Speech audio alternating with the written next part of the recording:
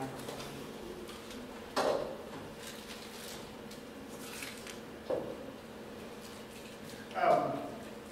Thanks for the great introduction. I don't know, I always say this, I wouldn't say that I have expertise. I've kind of stumbled through it, but I'm more than happy to come over here and share with y'all what we're doing over there. And then some of the stuff we've had success with, some of the stuff we've had not as much success. We'll see how it goes. Before I even really get started, I kind of want to talk about where I'm really passionate is with student engagement. That's the thing that I really like. I did my dissertation research here over the impact of student engagement on academic success and retention. So looking at if a student is engaged, which is really a word in higher education now that's probably overused, if you will, but trying to define really what engagement is, and if students have that, are they more successful academically, and do we retain them as a student? So when I was thinking about this presentation last night, it really made me go back and think, how did I really get where engagement was important? Because when I started college, I didn't really think that this is where I would end up. I actually got my undergraduate degree in recreation, park, and tourism, which is engagement of a community. And so then I proceeded through with my master's and then my doctorate. And so it's just kind of the piece that I really enjoy. What this is, I hope that everyone got a chance to see Dr. Pinto speak at the beginning of the semester. And he's a expert in student retention, persistence, whatever term you really like. And this is his departure model. From his years and years of research, he would say that this is how a student decides whether they stay or whether they leave. And so just real quickly, I wanted to throw this up there to kind of take you through just some of the high points, because as we're going through this talk, and it is a talk. If you have any questions, it's informal, ask me, I'll try to answer. But it says pre-entry attributes. Really, students come in, they were prepared by their high school, their parents, all that stuff they bring. The next column is the goals and commitments. They have goals. The institution, and that's kind of what they bring to us before we really get to interact with them.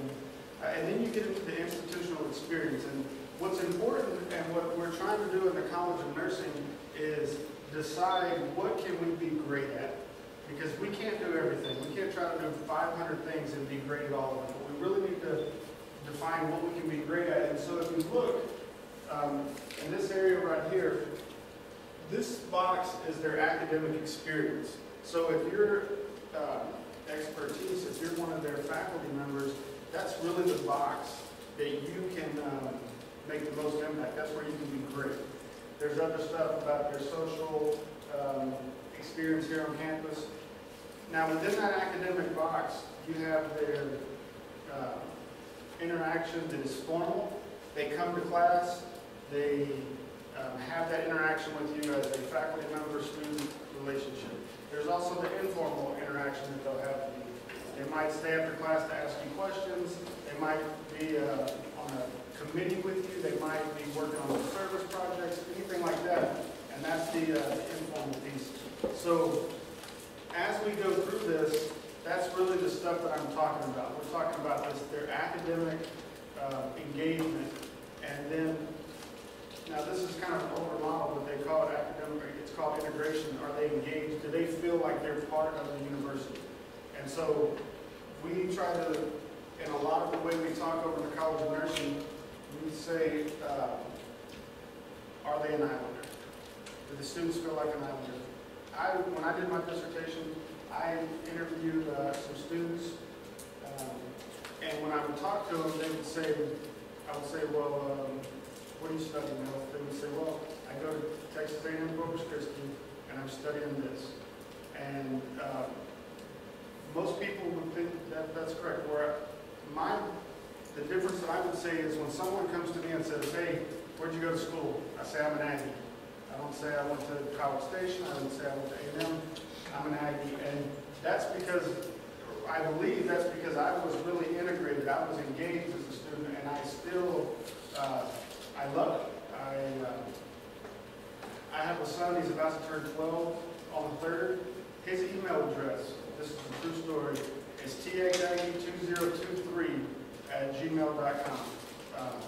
Because we're Aggies, that's what we do. So it's just, and now when I was in, let me just say, when I was in my dissertation defense, my whole committee said it's situational.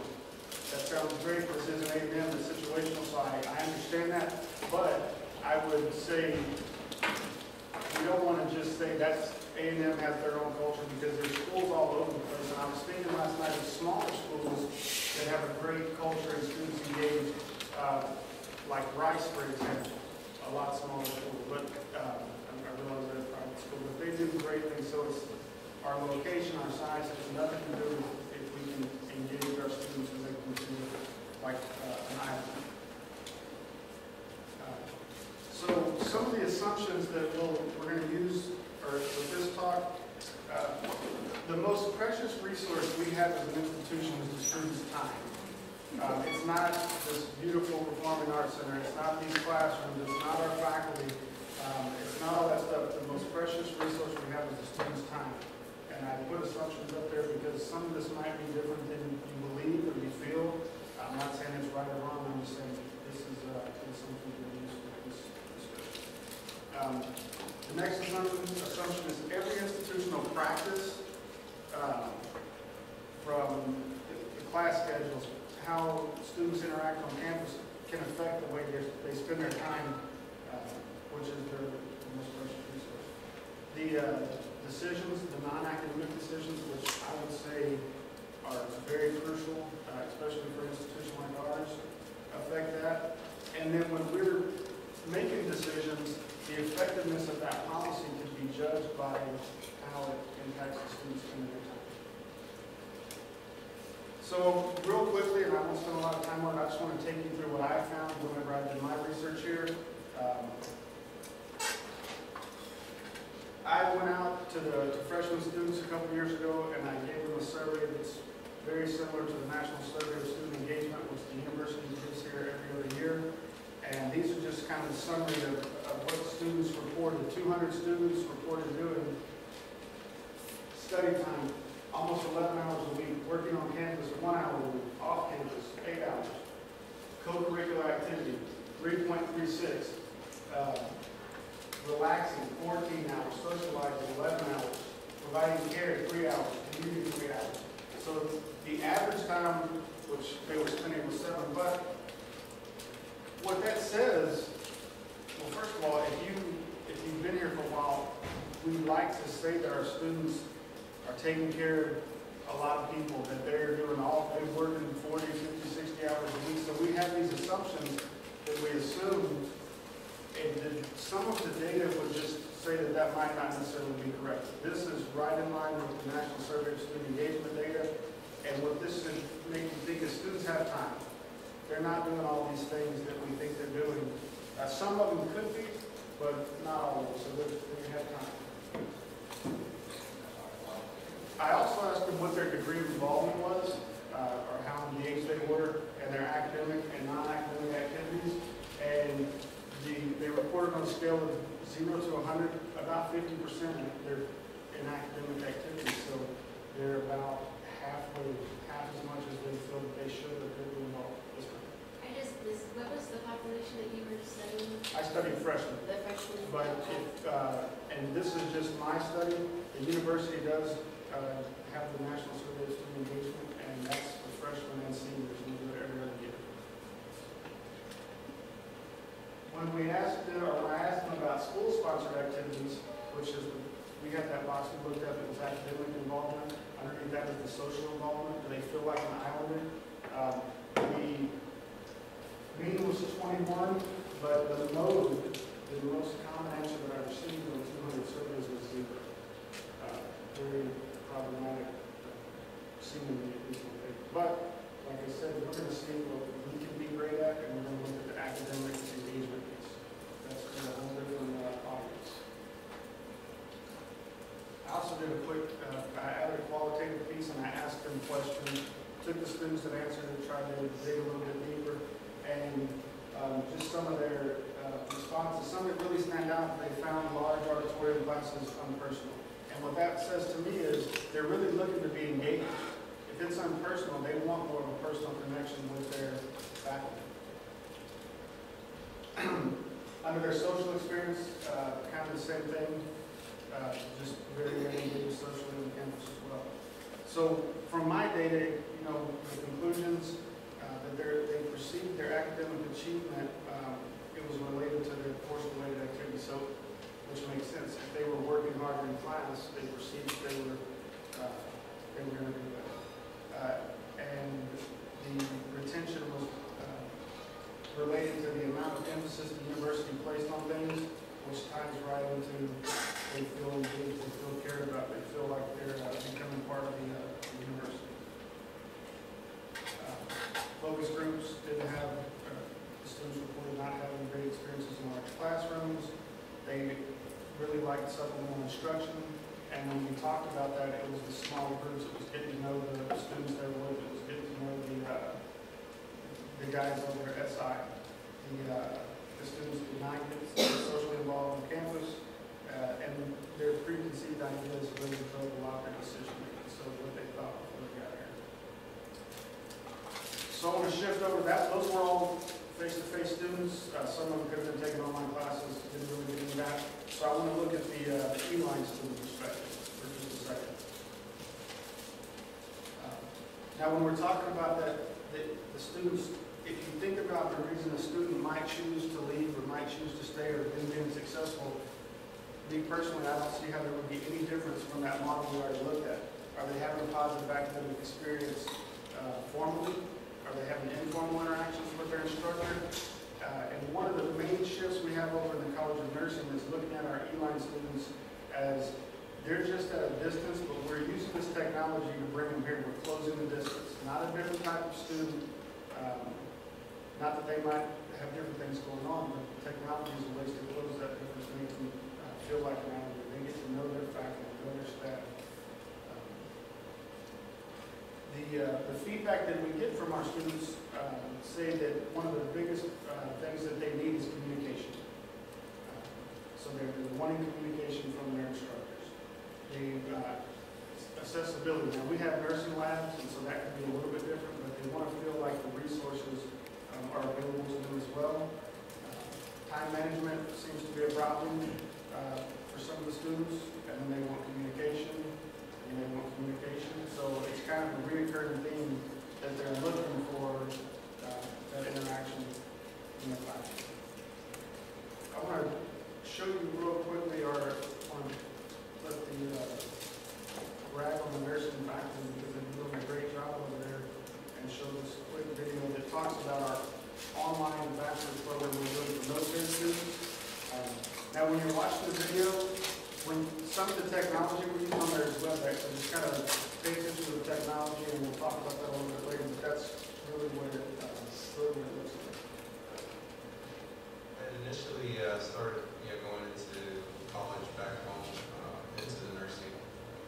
I've been a respiratory therapist for the past 7 or 8 years, and was ready for the next step in life. I've always had barriers, whether it be, my grades weren't high enough, I didn't live in the right area, I had kids, I was going to travel. There was no program that was a bachelor's program, no program I could just go right into, and no program as flexible as this.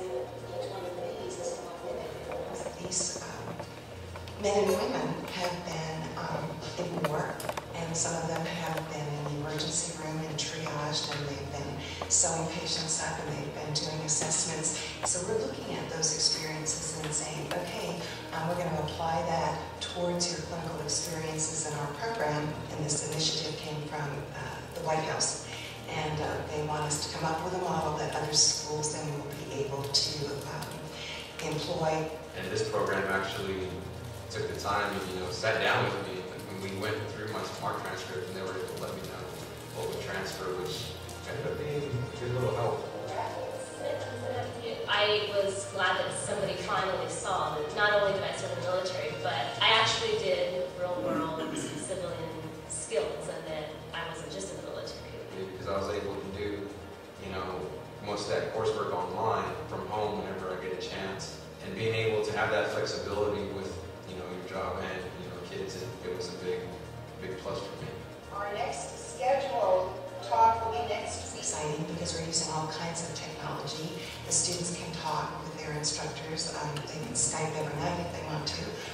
If I need resources, if I need help, people are available. I can video, I can Skype, I can telephone, and I can come here if I have time. I think right now in the program we have, you know, a few students who are out of state. One's actually on his way for deployment, so he'll be joining us soon from the sandbox out there. The faculty are very excited about that as well because they get the opportunity to now see their students face to face. They didn't let me give up. I wanted to quit, and they're like, no, we're going to help you, you're going to get through it, and just give us time.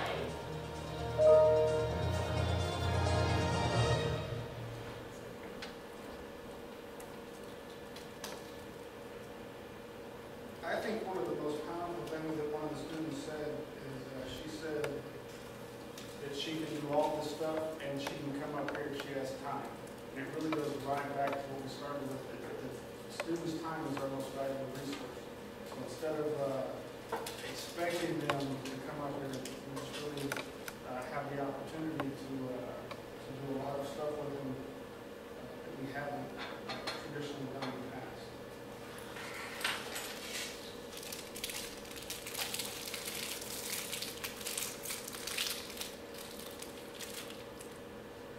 So now we're going to really get into the stuff we're doing, the WebEx and stuff like that. But I'm going to touch on a couple other things. What we've really tried to work on is conceptually increasing the way we communicate with the students.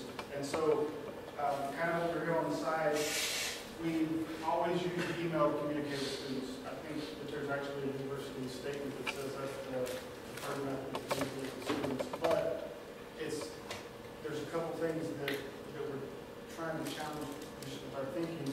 When you email a student, it's asynchronous first of all. So they might have a need right now, and you send this email, and we don't know when they're going to when it's going to be answered. Hopefully fairly quickly, but it's asynchronous, and you don't get that. There's also no type of emotion that goes into it. So when the student's typing out a question, you don't get to really know if they're that body language, that communication type of stuff you lose through email, through any kind of texting, anything like that that shows no emotion. So we started thinking about, well, the next, I guess, best thing would be on the phone. Again, we can't see them face to face, but at least they can ask a question, we can give them an answer, and it's a little more engaging than an email. Then we started thinking, well, that's great, but what about if we looked at something a little better than that? Or I would say a little more engaging, not better. But so we looked at Skype. And is there anyone not familiar with Skype? Everyone's used it before? Now, we don't use Skype for the academic piece, but we will use it for virtual office hours. We'll use it for study sessions. And we've set up a study group for them where the students can Skype, our online students all over the place, 10 students at a time. They don't have to have an instructor there, they don't have to anyone, they can initiate that, and so they can get that interaction with their peers, they can see each other face to face, they can get synchronous feedback, all that stuff through Skype. And so when we have a student come in, we set them up a Skype account immediately. All of our instructors, we have a Skype account set up, so we're not asking them to use their personal account or anything like that. We set that all up for them. And then we started saying, well, Skype is great, but is there something better? And that's really how we came about with WebEx. And we love it. I'm very excited that the university has decided to give this a shot. And what you get with WebEx is you get the face-to-face talking, you get the synchronous stuff, but it's a collaboration tool. So if you want to share a PowerPoint presentation, if you want to, any of that stuff that you could do with your face-to-face class, if all of you guys sitting here, this could be WebEx, and everyone can see and hear and participate the same way, no matter what the distance. And so we have virtual office hours through Skype. We do the study groups through Skype. And we really are trying to redesign what our virtual classroom is. Our ELI program was built on the basis of the assumption of asynchronous. And so we didn't want to violate that. That's we not steering some of our students. But with WebEx, you just hit record, there's a little record button, you archive it, and you post it right back into the Blackboard shell the next day. And so if the student wants that face-to-face, they need that type of encouragement, it's there for them. If they don't want that, they don't have to use it, it's in their Blackboard. Or if they really need it and couldn't be there, then it's still in their Blackboard, so they have all these different ways to access that. The other thing that I think is really important is we put all of our tutoring on the web through WebEx. We do tutoring sessions, 14 to 18 hours a week. They're 2-hour blocks, but pharmacology, all of our really barrier classes and most of our courses have 2-hour tutoring sessions for our face-to-face students. And so we take WebEx in there, and they're all done that way. So now our tutoring is online for our face-to-face students, distance students, it really doesn't matter. So they have more access to it. So I think really the reason that I was supposed to come here and talk was about WebEx. So does anyone have any questions up to now? Most of it was just what I think, my research, things like that. Yes, ma'am. So y'all archive your WebExes and you have a server for that in your college? We put it right back in Blackboard. You download them as files and put them in Blackboard. And we're a little worried about the storage space for WebEx, but so far there's no problem. So we're going to get worse. So this is one of the really good things about WebEx. iPhone, it works. iPad, that's fine too. This is actually on my iPad, and what you see here is this is the instructor. This gentleman here is in Houston. She's in Corpus. This guy is in Alaska, and there's more. With the iPad, you just scroll the screen, and they're all sitting there, and their instructor's taking them through this health assessment form before they come down and do a health assessment because they're online students. So they have to come here and do a head-to-toe health assessment. So when they get here, they know their instructor. They've been through this form. They've talked to each other. It is just one of the ways that it's really more engaging instead of a year ago when students would come here in our program and they wouldn't know they would know their instructor's name, maybe, and then they would know that they should come to Island Hall, but they've not maybe seen these forms, maybe seen the lab, and we're able to change that type of stuff. So this is, I know you're not supposed to put this much text on the slide, but this is some of the feedback that we've received from students using WebEx. And some of it's probably good, some is bad, but I just put it all in there. This student right here, just to give you a little background, she was in the fundamentals course, which is a 6-hour course, in the spring, and we were having some issues with our course. And so she extended, and she's finishing it up now with WebEx. So she's a really good example. She saw it without any WebEx, but just trying to navigate through it, and now she's seen it with a lot more structure. But is that big enough for you to read? But what she says, if you notice in there, the contact, the communication, and the difference that it's making, she says she feels connected, involved, and like part of the university, which is exactly, when we go back to that model of why students leave, that's the piece that we can be great at. We can engage these students academically, formally, and informally with a tool like WebEx. So the faculty, because one of our goals, we try, myself and Jenny, if y'all didn't get to meet her, she's sitting in the back, she's my partner in crime.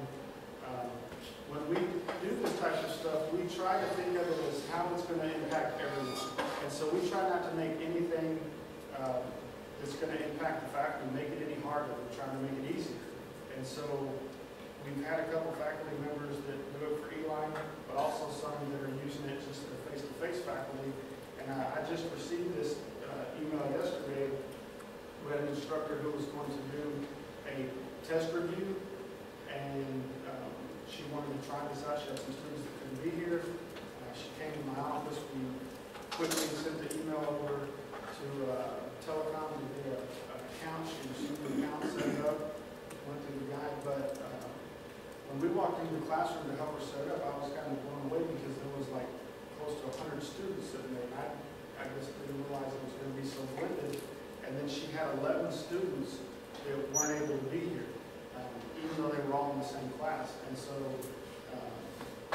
it worked great. When you have that many students, it's kind of noisy.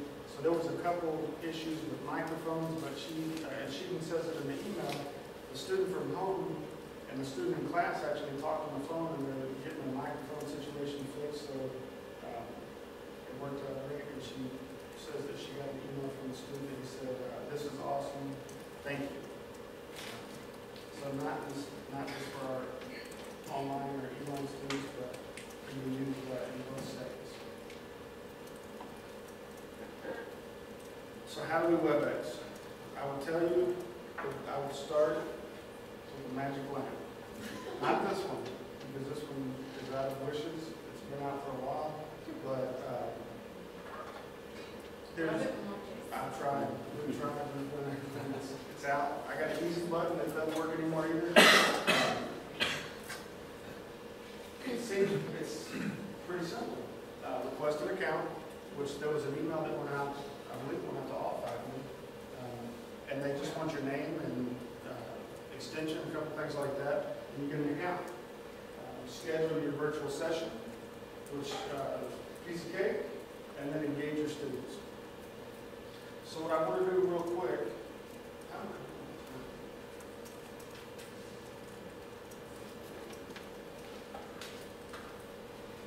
this is, I'll just take one and pass them around. These are what we use over in the College of Nursing, and I'm going to get a copy to Distance Ed, and they will disperse it. And it's going to seem pretty simplistic, but it really is this easy to use. But here's what I'll tell you about any technology. You have to follow the guide. If you look on there and don't look at the steps and you're like, oh, that's what I need to do, and you just start clicking, it's a disaster. And so we've seen that over and over. And a student will be on the phone or they'll call and say, I can't get into WebEx. And I'll say, well, are you using the guide? Because we have a student guide as well. And they're not. They're just clicking on buttons thinking they're going to do this and that. So with any technology, it's going to impact the students. We want it to be positive. So make sure that you know how to do this. Make sure that you set your audio settings right. Make sure you've done all the stuff. And if you follow the guide, it'll be good to go. And then it's talk to them just like you would talk, just like you would do a face-to-face class. But if you go, and I'll walk through this one time on the computer as well so you can see. But you go to the website. It's just tacc.webex.com, not .edu. Click on your host login spot. You put in your username and password. And on step 3, there's a couple different ways that you can get into WebEx. You can, when you first create the meeting, you can send an email out to every participant if you have all their email addresses and want to type all that in. Or you can just forward, you can do that type of stuff because WebEx will send you an email saying, hey, here's the email for your meeting if you want to forward this out. So that's 2 different options. But what we have found to be the easiest and best, and that's the way we do it, the university's website, or the website for WebEx, has the calendar on there. And so if you look on step 3, this was from whichever day, it shows that we had a fundamentals tutoring session at 2. We had a fundamentals class at 7. We had an exam review at 7 and another review at 7. And so the student can go in there and say, well, I'm here for the 3614 fundamentals course, and click on it instead of trying to forward emails out and get this password and that. Let them go right there to that website, click on the ones they need. Now, when you get in a course or when you start your session, after you click that little box that says start, it's going to take you to what step 4 looks like. And the reason, right now, you have to click on the little headphones for voice conference, but I believe that's going to change. There's supposed to be the option to either use your computer or call in, and right now it was a little iffy, so that might change just a little bit. Step 5 is actually the screen. You can click on your camera so people can see you, and it's literally that simple. Any questions? Yes. You showed a slide a couple slides ago that you said was from your iPad.